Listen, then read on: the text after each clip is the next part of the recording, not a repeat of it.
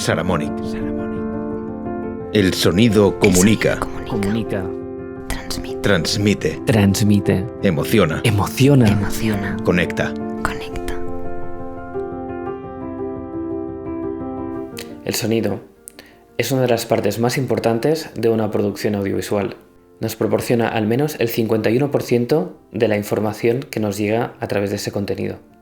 Existe un vínculo muy importante entre las emociones y el sonido y en cómo percibimos el mundo a través de nuestros oídos. Las DSLR, las mirrorless o las cámaras de cine en general no son dispositivos pensados para obtener un gran sonido.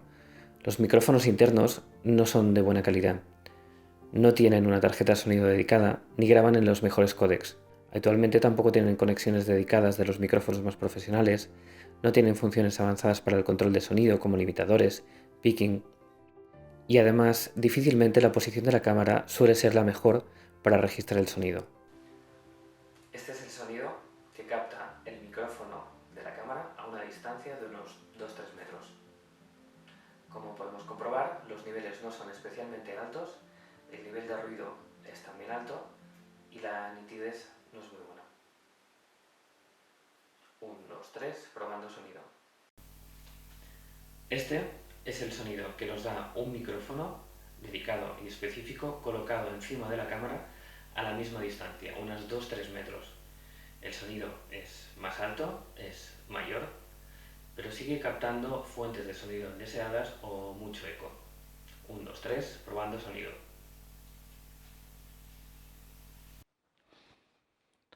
Este es el sonido que obtenemos del micrófono lavalier o de solapa.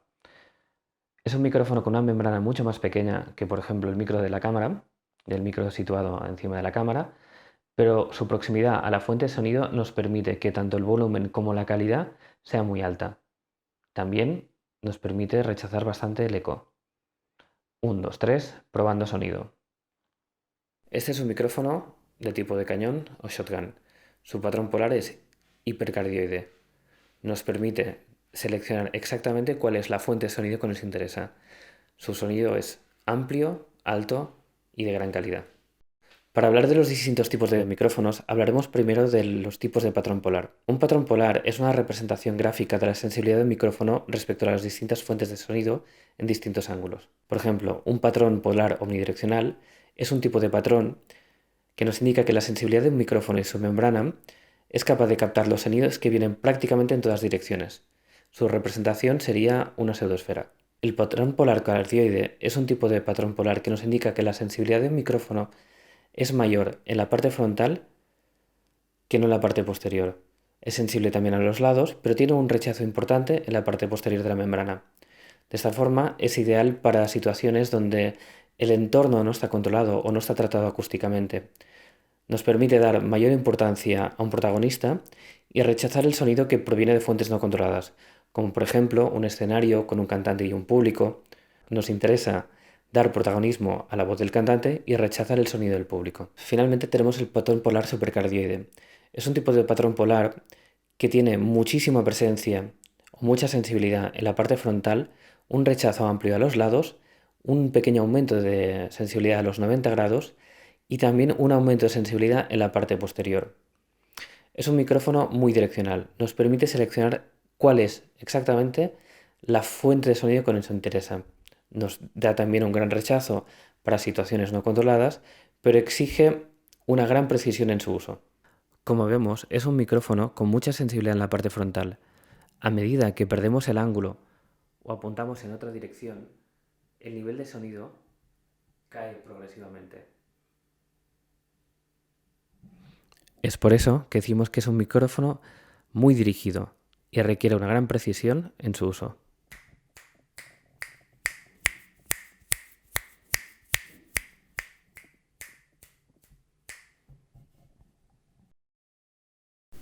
Los micrófonos de patrón polar supercardioide típicamente son aquellos micrófonos que podemos utilizar encima de la cámara o bien montados en una pértiga. Su configuración y su patrón polar nos permiten dirigir muy claramente hacia dónde queremos nuestra atención de sonido. Su diseño y su patrón polar nos permiten seleccionar exactamente cuál es la fuente de sonido que nos interesa.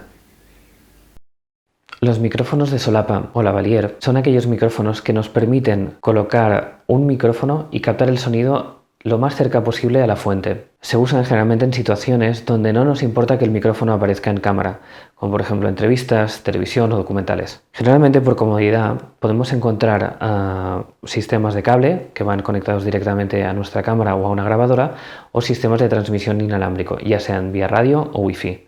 Los sistemas de radio, y concretamente los de UHF, nos ofrecen un mayor alcance y una mayor fiabilidad frente a interferencias y caídas de señal.